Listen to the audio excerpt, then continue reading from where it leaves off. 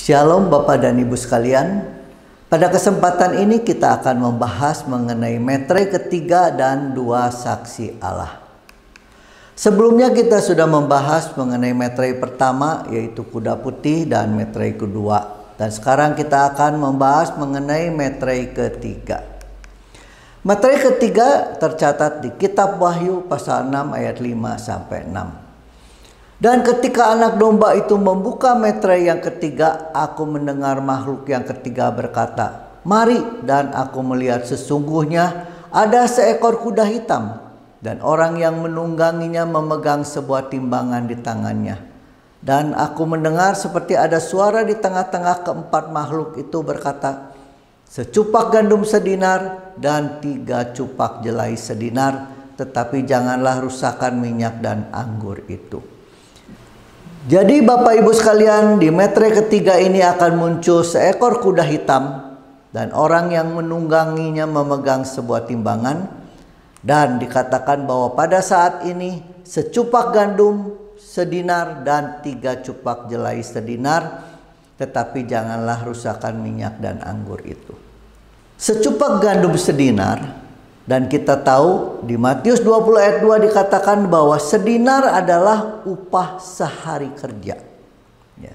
Jadi jika kita menggunakan upah minimum regional Jakarta tahun 2020 yang senilai Rp4.276.350, maka upah sehari, yaitu upah tersebut dibagi 26 hari kerja, akan jatuh di nilai Rp165.000. Artinya Bapak Ibu sekalian, pada saat itu harga beras itu akan mencapai Rp165.000 per liter atau per 0,75 kg. Sehingga saat itu harga beras akan mencapai Rp220.000.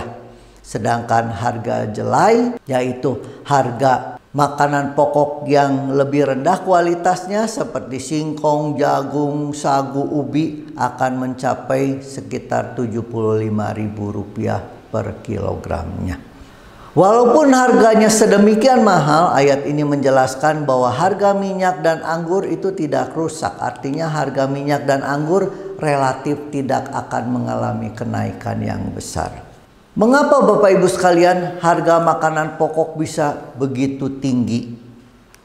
Sebelumnya Bapak Ibu sekalian, di metre 1 dikatakan bahwa akan ada rumor tentang perang yang besar.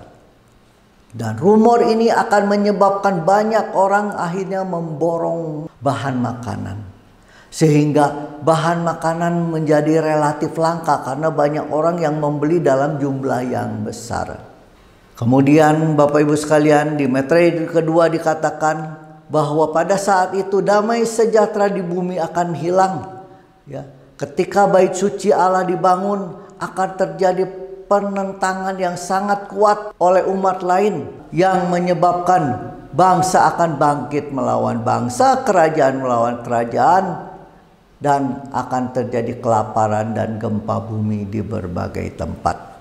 Jadi Bapak Ibu sekalian, hal lain yang menyebabkan mengapa makanan menjadi mahal adalah karena terjadinya pertentangan, bahkan katakanlah sampai semacam peperangan antara bangsa melawan bangsa.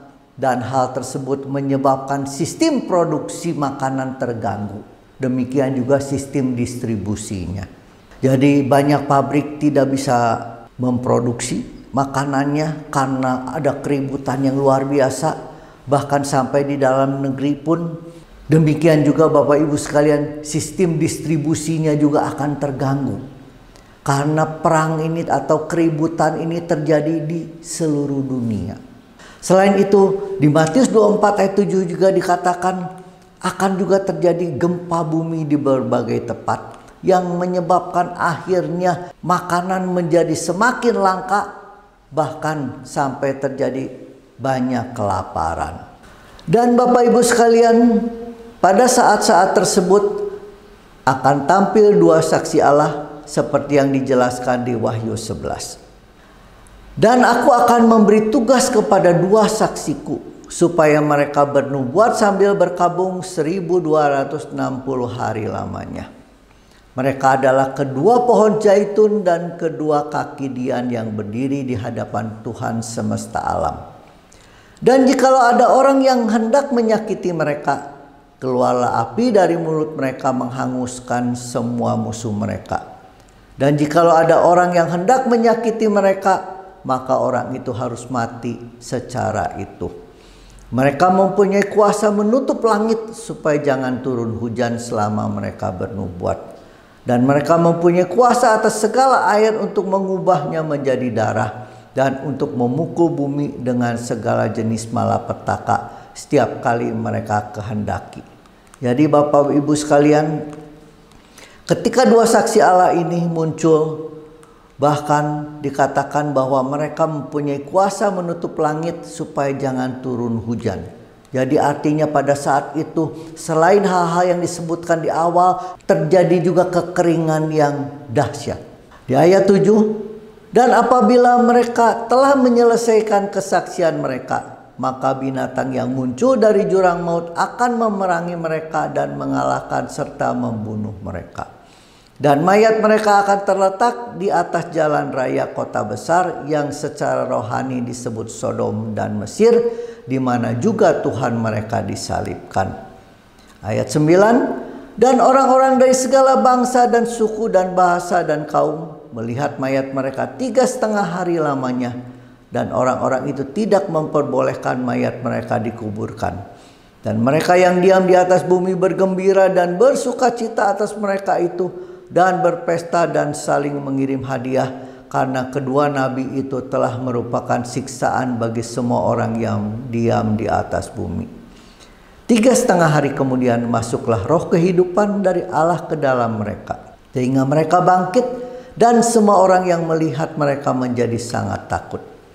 Dan orang-orang itu mendengar suatu suara yang nyaring dari sorga berkata kepada mereka, naiklah kemari. Lalu naiklah mereka ke langit, diselubungi awan, disaksikan oleh musuh-musuh mereka. Pada saat itu terjadilah gempa bumi yang dahsyat, dan 1/10 bagian dari kota itu rubuh, dan 7.000 orang mati oleh gempa itu. Dan orang-orang lain sangat ketakutan lalu memuliakan Allah yang di sorga. Jadi Bapak Ibu sekalian, dua saksi Allah itu yang juga kemudian disebut sebagai kedua nabi tersebut akan bernubuat dan berkabung selama 1260 hari lamanya. Bapak Ibu sekalian, saya membayangkan bahwa kedua nabi tersebut adalah seperti Musa dan Harun ketika mereka menghadap Firaun. Di mana saat itu ketika Musa menyampaikan akan terjadi tulah, maka tulah terjadi. Demikian juga Bapak Ibu sekalian, di akhir zaman kedua nabi tersebut akan menyampaikan tulah-tulah maupun murka-murka Allah.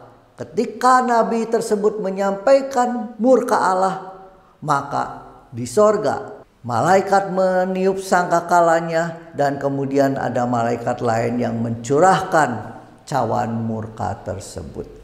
Kapan Bapak Ibu sekalian kedua saksi Allah atau kedua nabi tersebut akan muncul? Di Wahyu 11 ayat 5 dikatakan bahwa kedua saksi Allah tersebut mampu menghanguskan semua musuh mereka. Dan kata menghanguskan ini Bapak Ibu sekalian, kalau kita pelajari, terdapat juga di sangkakala yang pertama, di mana dikatakan lalu malaikat yang pertama meniup sangkakalanya, dan terjadilah hujan es dan api bercampur darah, dan semuanya itu dilemparkan ke bumi, maka terbakarlah 1/3 dari bumi dan 1/3 dari pohon-pohon, dan hanguslah seluruh rumput-rumputan hijau. Yang lebih jelas Bapak Ibu sekalian, di ayat yang ke-6 dikatakan bahwa kedua saksi Allah itu juga mempunyai kuasa atas segala air untuk mengubahnya menjadi darah. Peristiwa air berubah menjadi darah itu terjadi Bapak Ibu sekalian di sangkakala kedua. Ya, dikatakan bahwa 1/3 dari laut itu menjadi darah. Jadi kami memperkirakan kemunculan dua saksi Allah ini mendekati atau berkaitan dengan sangkakala maupun cawan murka Allah. Demikian juga Bapak Ibu sekalian, ketika pengangkatan kedua saksi Allah itu terjadi, maka dikatakan di ayat 13, terjadilah gempa bumi yang dahsyat. Peristiwa terjadinya gempa bumi yang dahsyat ini tercatat di Wahyu 16 ayat ke-17 yang berkaitan dengan cawan murka Allah yang ke-7. Di ayat 18 dikatakan terjadilah gempa bumi yang dahsyat. Jadi Bapak Ibu sekalian, kalau kita pelajari ayat-ayat tersebut, maka dua saksi Allah ini akan terjadi di akhir yang berkaitan dengan cawan murka Allah. Bapak Ibu sekalian, di video mengenai penggenapan hari raya musim panas disampaikan dari awal akhir zaman sampai hari raya Pondok Daun itu berjarak 1260 hari. Ya, dari awal akhir zaman sampai hari raya Pondok Daun, di mana pada saat ini Tuhan Yesus akan turun dari sorga dan kemudian mengangkat mereka yang mati dalam Tuhan. Itu berjarak 1260 hari.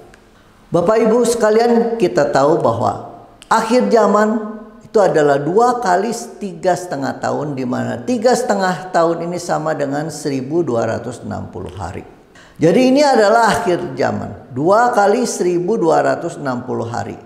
Pada pertengahan atau pada 1260 hari yang pertama, di akhir hari tersebut Tuhan Yesus akan turun dari sorga pada hari raya Pondok Daun, di mana pada saat tersebut mereka yang mati dalam Tuhan akan diangkat. Di Wahyu 11 ayat 3 yang berkaitan dengan dua saksi Allah dikatakan bahwa mereka pun akan bernubuat dan berkabung 1260 hari. Dan tadi telah dijelaskan bahwa mereka akan diangkat sebelum atau bertepatan dengan cawan murka Allah yang ke-7. Artinya mereka akan diangkat di akhir cawan murka yang ke-6 atau di hari pertama atau pada saat cawan murka yang ke-7 baru ditumpahkan. Jadi Bapak Ibu sekalian, jika ini adalah cawan murka yang ke-7, maka sebelum cawan murka ke-7 itu selesai ditumpahkan, kedua saksi Allah ini telah diangkat dan mereka akan ada berkabung atau bernubuat 1260 hari. Artinya mereka akan mulai bernubuat itu 1260 hari dari sini. Dan ini terjadi sebelum hari raya Pondok Daun atau sebelum Tuhan Yesus turun dari sorga. Jadi Bapak Ibu sekalian, dua saksi Allah akan muncul saat sebelum pengangkatan sampai sebelum cawan murka Allah yang ke-7. Lalu di mana kedua saksi Allah ini akan hadir? Di Wahyu 11 ayat 8 dikatakan bahwa mayat daripada kedua saksi Allah ini akan terletak di atas jalan raya kota besar yang secara rohani disebut Sodom dan Mesir, di mana juga Tuhan mereka disalibkan. Dan kita tahu Tuhan Yesus disalibkan di Yerusalem. Jadi artinya Bapak Ibu sekalian, kedua saksi Allah ini akan mati di Yerusalem. Namun apakah kedua saksi Allah tersebut juga mulai berkabung atau mulai bernubuat di Yerusalem? Ayat tersebut tidak menjelaskan. Namun kalau kita baca di ayat-ayat lain yang berkaitan dengan antikris, dikatakan bahwa antikris akan berada atau akan menguasai bait suci Allah, dan itu terletak di Yerusalem. Demikian Bapak Ibu sekalian, kiranya apa yang disampaikan memacu kita untuk lebih mempersiapkan diri untuk menyambut kedatangan Tuhan Yesus yang kedua kalinya. Amin.